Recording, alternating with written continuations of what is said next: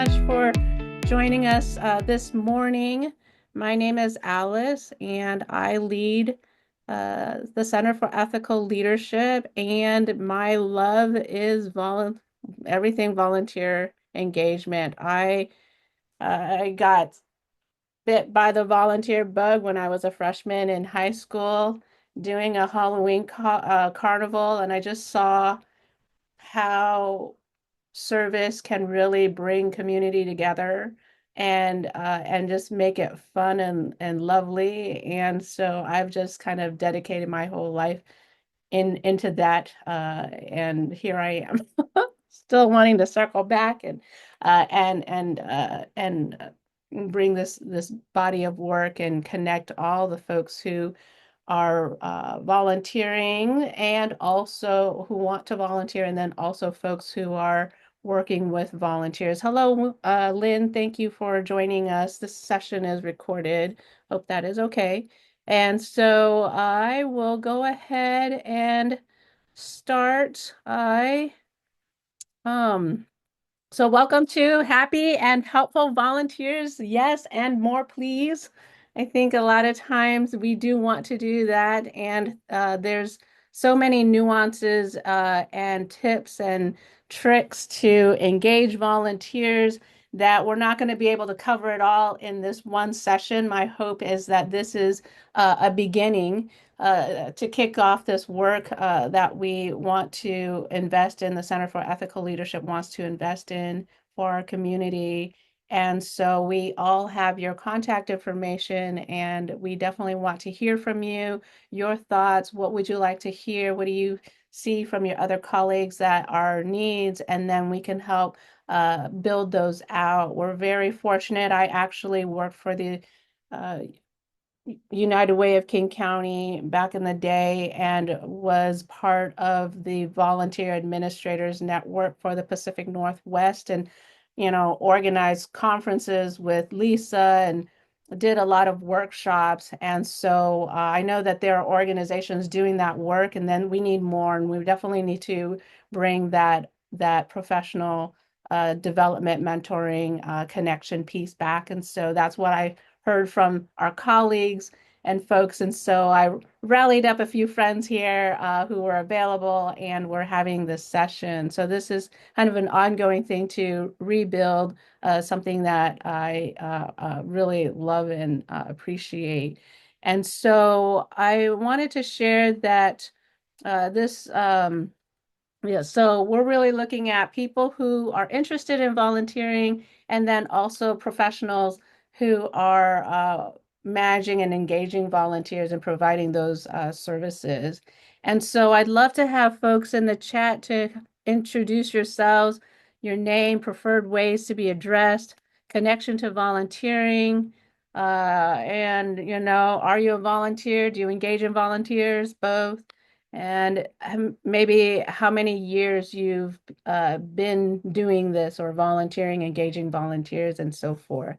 And at the end of this session, we'll have a Q&A. So if you have some questions, definitely put them in the chat. And I will go ahead and begin. And also my amazing team member, teammate Thais is monitoring the chat and all of the things. And so thank you so much, Thais. I would not be able to do this without you. And so, and Thais also sent the email out to everybody. And anything else before we begin? Any questions? No? Yes, no? I can't see either one anyway. So I can see some of your smiling faces, but not everybody's smiling faces. All right. So I'd like to go ahead and start off with the introduction to the panelists. And I have a question here for each of you, Brandon, Joe, and Lisa. Why do you volunteer and continue? And then why do you work with volunteers, for those who work with volunteers? And then what do you see as the value add that volunteer engagement has on our society? I'm sorry, I work for United Way. me do multiple questions in one question.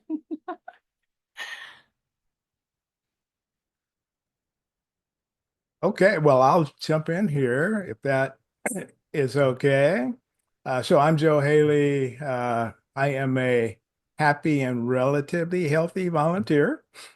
I've been in the volunteer space for about 10 years. I am retired out of the fundraising sector, but prior to that, I had a full-blown career in the high-tech world, IBM, Cisco Systems, et cetera. The reason I volunteer is it's a very fulfilling experience for me. And certainly as a volunteer, that one of the biggest challenges we have is, okay, what am I going to do with all this free time now? Um, I've seen way too many people go into retirement without a plan, and I watched them literally wither on the vine. And so volunteering gives me, something that makes me feel productive, that keeps, the mind sharp and gets me out in the community to meet new folks. One of the main challenges that especially older retirees have is social isolation. I've seen the devastating effect that can have on people. And so volunteering gives us a structure to plug into, reconnect with the community, get engaged, do something that makes you feel good about yourself.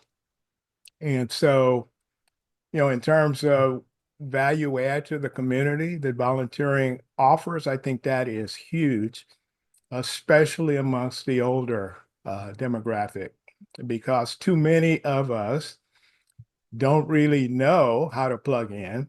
We know that we want to stay busy, but we don't know what we want to do. And so volunteer opportunities gives us a menu, of various ways to get engaged. I think it's a huge, especially for that particular demographic, it's a tremendous resource. And the experiences that I've had as a volunteer have really, revitalized me in effect. So I will end on that note and kick it back to you, Alice. All right. So then, That's really cool, Joe. I just retired 2 years ago, and what you say really resonates. I've volunteered since, yeah, like high school, and my passions are always been literacy and uh, and history. So right now, as a newly retired person, I'm helping out at the library and at the lighthouse at Port Townsend, and in the Rotary Club, which I've been part of Rotary for like 25 years. But the second part of that question is, why do you work with volunteers? I've been a professional manager of volunteer programs since 1990. So I guess that's like 35 years, which makes me sound really old. But what I love about managing volunteers is that I see myself as like a dream manager. You know, a person comes into, they want to volunteer, but they want to make a difference and they want connection. And my job is to kind of help people articulate what their dream is and then assist them in formulating a plan. But on the other side, it's also working with the staff of a nonprofit.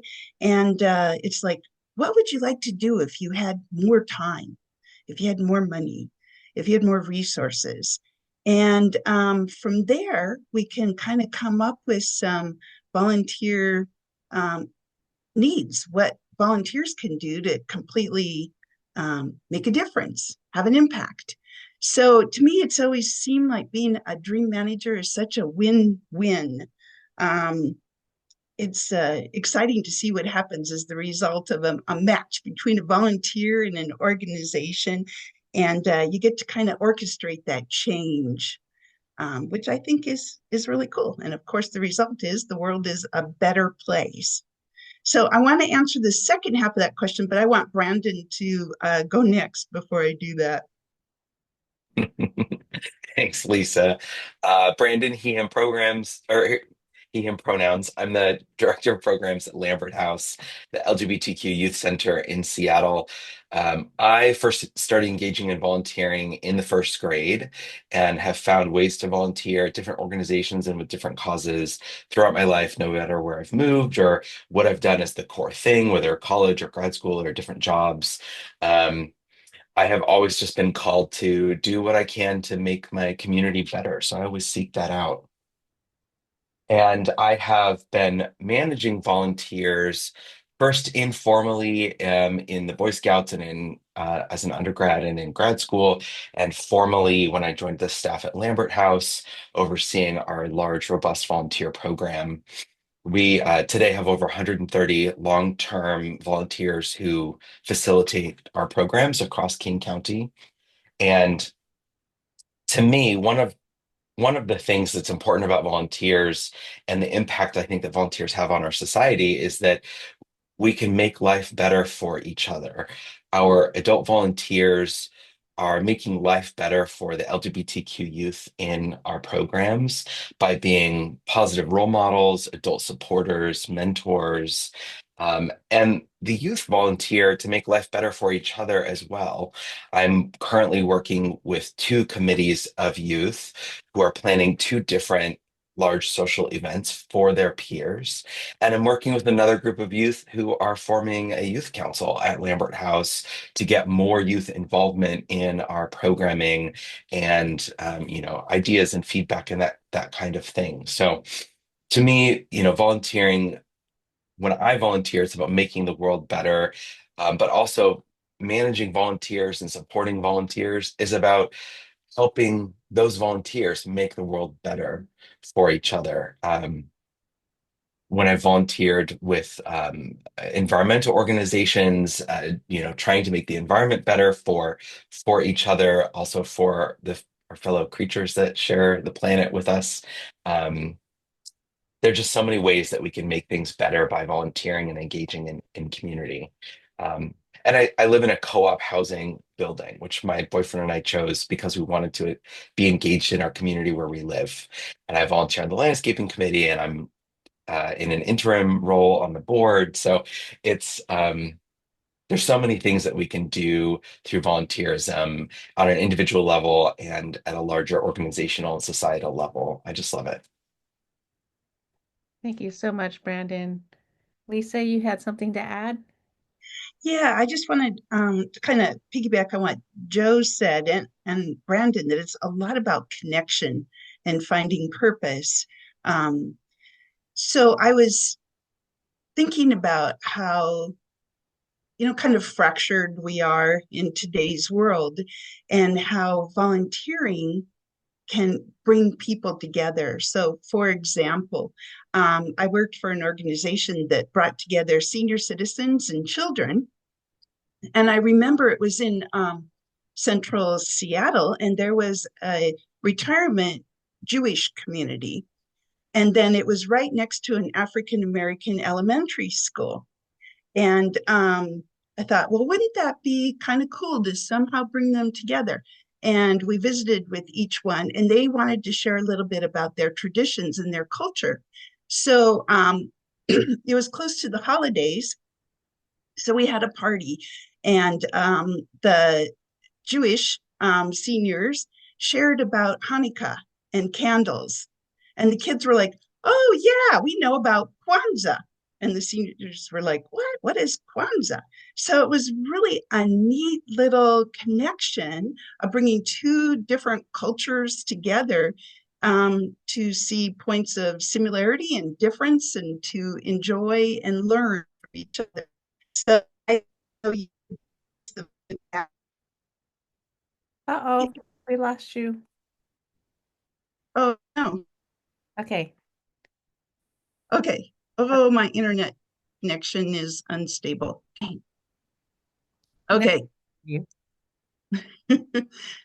So um I just wanted to finish with how much connection volunteering can bring and help our fractured world. Thank you, Lisa. Oh, my heart just sings.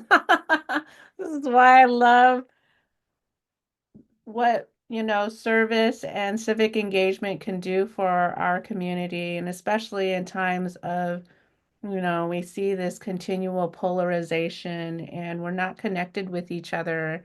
And when we have a volunteer project, people can focus on that project. And while they're doing that project, they're talking to each other about this, that, and the other. And it really, makes it beautiful. And so when I came into this role, I'm like, how do I bring volunteer engagement back into, my work? And so this my secret plan. Uh, but I really appreciate your thoughts, everybody, for your comments to your question.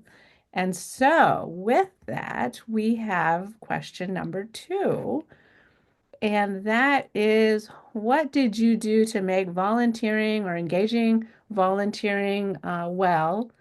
And could you share some of your creative tips to our listeners?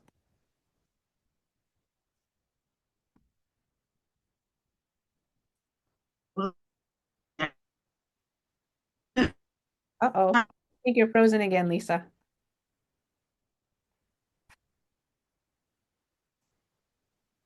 Okay, so yes, There you go. You're back on. sorry about that. Um, I think to make volunteering go well, you come up with a plan, right? So first you talk to the staff and say, what is it that you want to accomplish? What's the impact you want to make? Um, and and then you pull that together to a job description, and then you start advertising for volunteers, and then you interview the volunteers who are coming, and it's like, well, what's your dream? What kind of impact do you want to make? Why did you decide to volunteer? And then you place them and train them. But then the most important part is the feedback, letting them know if they're doing a good job or not a good job and what the impact is. So I worked for an adoption agency who just wanted to start a volunteer program, but all the volunteer stuff was really boring. It was mostly photocopying because it was international adoptions. And it was like, how can we make that um, interesting or valuable so a person would want to come and photocopy for several hours? And the staff were really worried too, because there's like confidentiality. That's a problem. And so we worked it out with the staff that if a volunteer did a background check and got some references, and then they did like a 2 month, what do you call it, probationary period, then would they be eligible to have the same access that staff had as far as the confidentiality? And so then we got the volunteers who started doing those hours of photocopying. And the most important part of that was, look, here's the child who got adopted, who had special needs, who had AIDS and was living in Ethiopia. And now they're with a family. And it happened because you helped get all that paperwork expedited. That means that child was able to come back 4 months earlier than they would have been otherwise. So that is kind of part of what I'm talking about, is making sure that people understand that it is making a difference. Might not seem like it on the surface, but they are.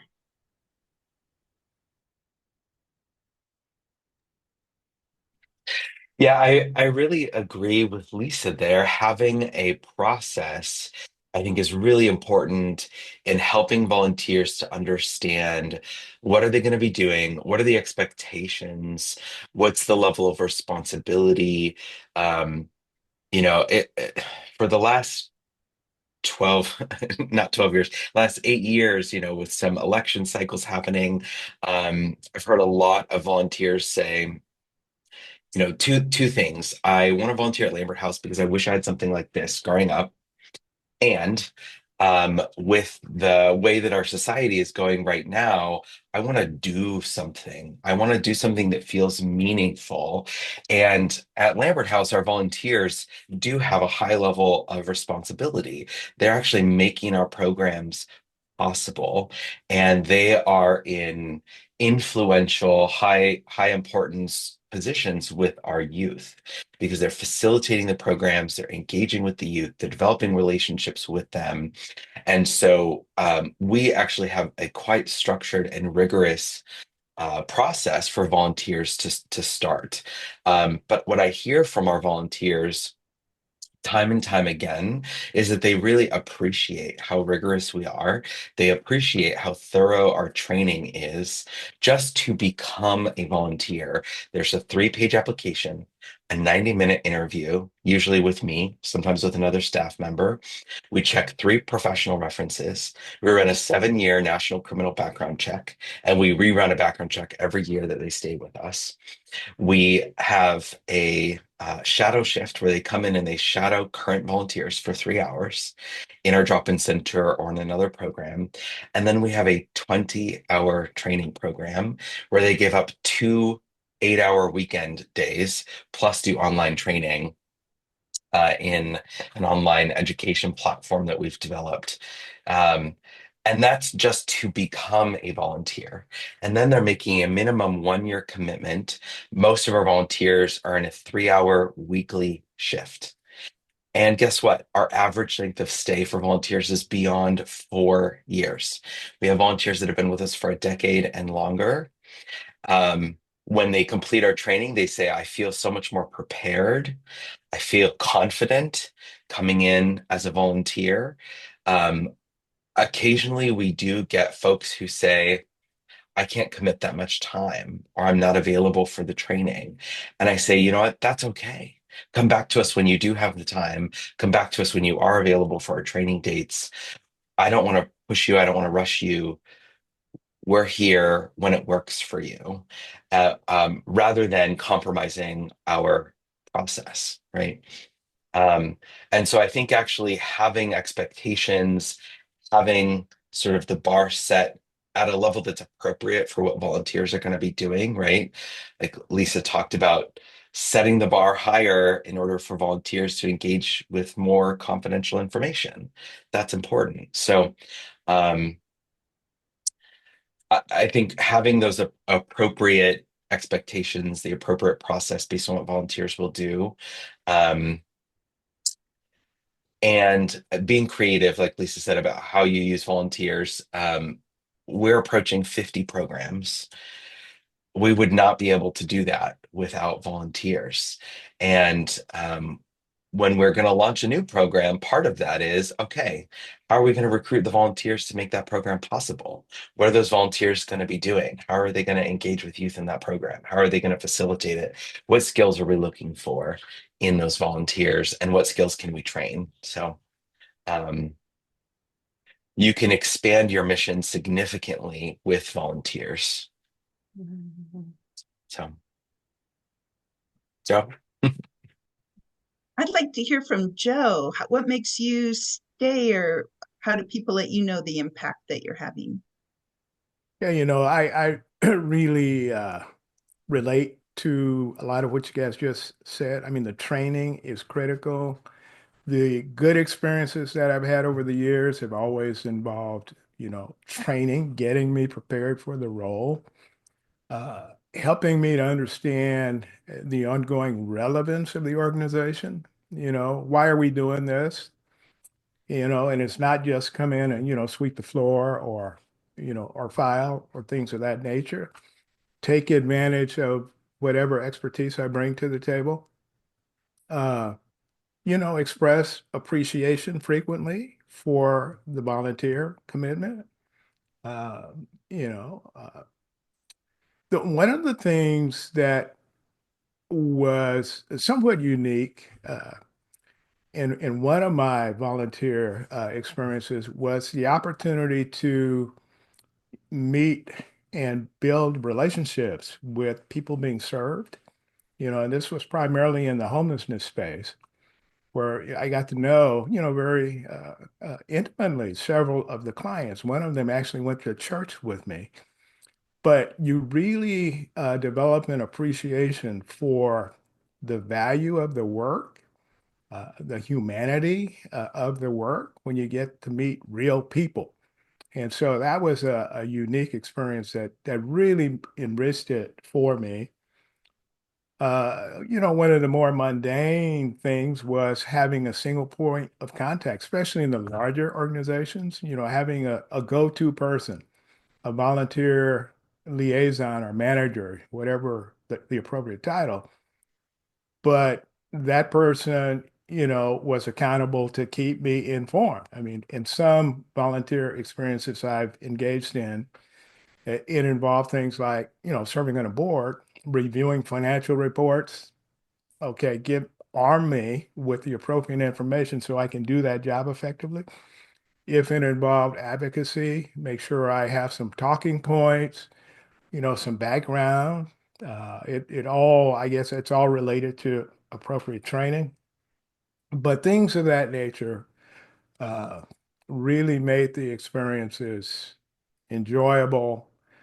And oh, by the way, growth experiences. I mean, I continue to learn as a volunteer.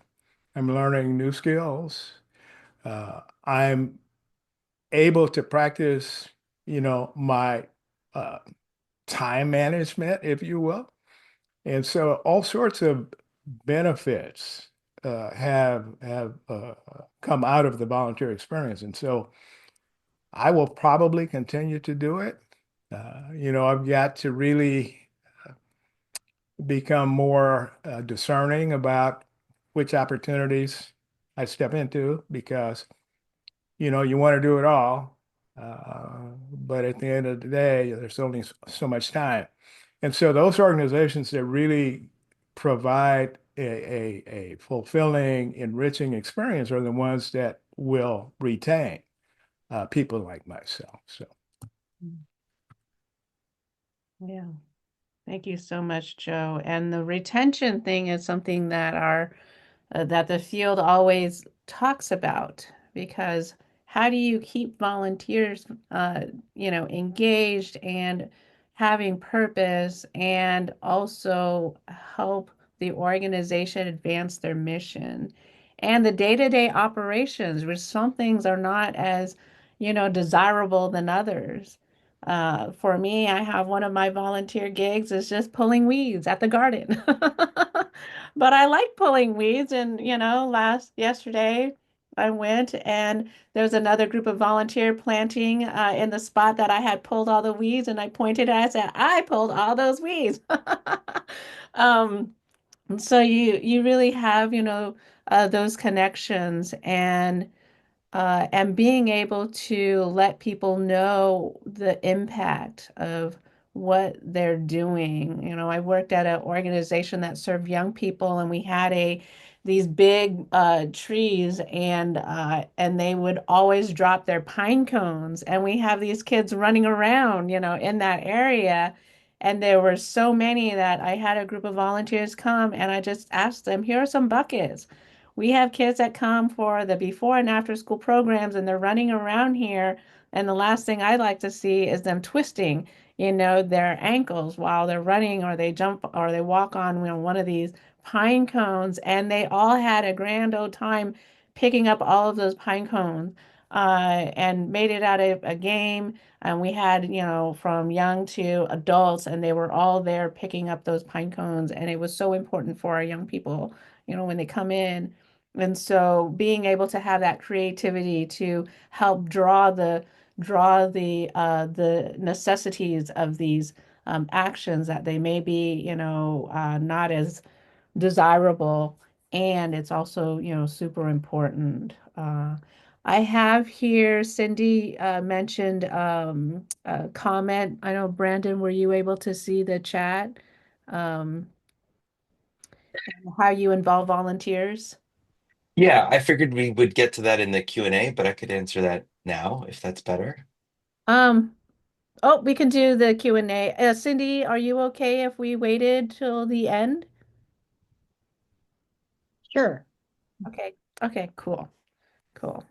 All right. So thank you all for question number 2. And then we have question number 3. One of the other things that we thought about that would be, uh, and I think we kind of shared a little bit about this already, is the major impact volunteer engagement has on our society. What does that major impact mean to you? And then maybe share some success stories where volunteering or volunteers help further your mission. Um, I'll jump in on this one. In summary, for me, volunteer engagement is about making the world better. And we have so many amazing nonprofits in the US that are doing that work in so many different ways and so many different important issues. Um, a success story that I really love to share is about a program participant at Lambert House who I think joined at the age of 17 or 18. And this young man had been in foster care for almost his entire life, um, and had a criminal conviction on his record that was largely considered to be unjust, even by the prosecuting attorney, and that kept him from being able to enter stable housing, kept him from being able to find a job, really kept him from being able to find any kind of stability at all. And he was unstably housed the whole time he participated in Lambert House's programs. He also participated in our programs every day. He was at our drop-in center every day. He was a central figure in the community, and he really wanted to volunteer a lot himself. While he was benefiting for the program, he wanted to give back. And the way that he gave back was by doing yard work and facilities projects. And he was sort of like a general handy person for us. And I think allowing him to volunteer and engaging with him in that way gave him a sense of purpose and a sense of contribution where he may not have been able to he may not have felt like he was able to contribute to anything because he didn't have a job, he didn't even have stable housing, um, and his life was not in a great position at that point. um, Throughout the 5 or 6 years that he participated in our programs, he also worked with one of our volunteers who is a retired case manager. And he's actually my neighbor. He's the reason I live in the building that I live in. Um, and this volunteer joined us in 2005 and is still actively engaged. But he worked with foster care placement and custody cases as a social worker. Um, and he worked with this young man throughout his time at Lambert House, providing case management and support for his criminal record, trying to figure out how to get his juvenile record sealed so that he could finally get into stable housing, so that he could finally get a job. Um, Eventually connected him with a legal clinic at the UW. And then this young person aged out when they turned 23, but our volunteer kept working with him for several more years, uh, a long, arduous process. And finally, we had a court date to get his record sealed. And the executive director and I, and this volunteer, and a few other supporters that this youth had, went to this court date. And the state's attorney supported sealing the record, and the judge got up on a bit of a soapbox and talked about how unjust this case was and how happy she was to be able to preside over that hearing to seal his record. And we all cried. It was this really beautiful moment. Um, and we all got to celebrate with this young man who suddenly his life had a pivot point, this huge obstacle that took so many years to get around. We finally were over this obstacle, and he could then start working on housing and finding a job and putting his life together. At 24 or 25, he had to wait that long just to get to this point where he could even begin to put his life together. And the entire time that we knew this young man in our program, he talked about wanting to work for King County Metro. to be a bus operator. That was his dream. And he would ride around different routes and get to know the bus drivers and talk to them about their jobs and learn the routes and learn the things they have to deal with. I mean, he sort of became an expert on being a metro operator. Um, and this past year, he applied and was accepted and is working through getting his commercial license and doing the testing and all of that that needs to happen.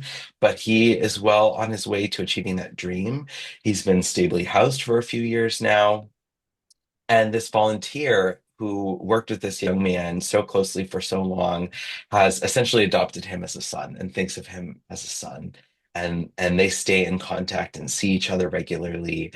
And it is just so beautiful. You know, this young person's life was changed permanently and significantly by a volunteer, and others, but this one volunteer spent a lot of time with this young man and working to make his life better.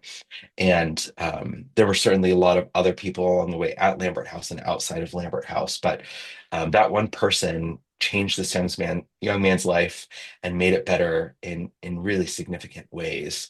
And that young man will now go on to work at Metro and have a much better life than he probably ever expected. So that's what volunteers can do. And that's, multiply that by a million, 10 million, 50 million volunteers across the US. We can make things a lot better. Love it. Thank you, Brandon. That's an awesome story, Brandon. One of the things I love the most about that is, it talks about a major impact on society. It's that nameless people have a personality. So like what I'm trying to say is like some people think, well, seniors, they think of like a nursing home that they're staring off into space. And then they get to know some seniors and they're like, oh, okay. Or all immigrants are such and such. And then you get to know a person or like that. I just think that's a beautiful story of how volunteerism has such an impact. Um, I have a story that's kind of a failure success story. So I worked as director of a senior center for like 20 years, and it's very few staff, a lot of volunteers. So our receptionists were always volunteers. And we had an elderly lady named Margaret, and she was the receptionist on Tuesday mornings. I grew to hate Tuesday mornings because Margaret had this gift for losing phone calls, for messing up messages. I mean, it was always so bad. I mean, nothing was ever done correctly. She was getting older. She had been the receptionist for quite a while. So I kept trying to move her to another area, help with the lunch program, take the lunch money, do this, try that. Nope, her identity was as a receptionist. So I thought, okay, how can we do this? So what I did was had a new receptionist come in on Tuesday morning, and Margaret was her trainer. And so she was the expert who had been doing this for many years, and she wasn't allowed to touch the phones. That was the new volunteer's job. But she still got to keep her dignity in training this new person, but also to keep her connections with saying hi to everybody who came into the senior center and stuff.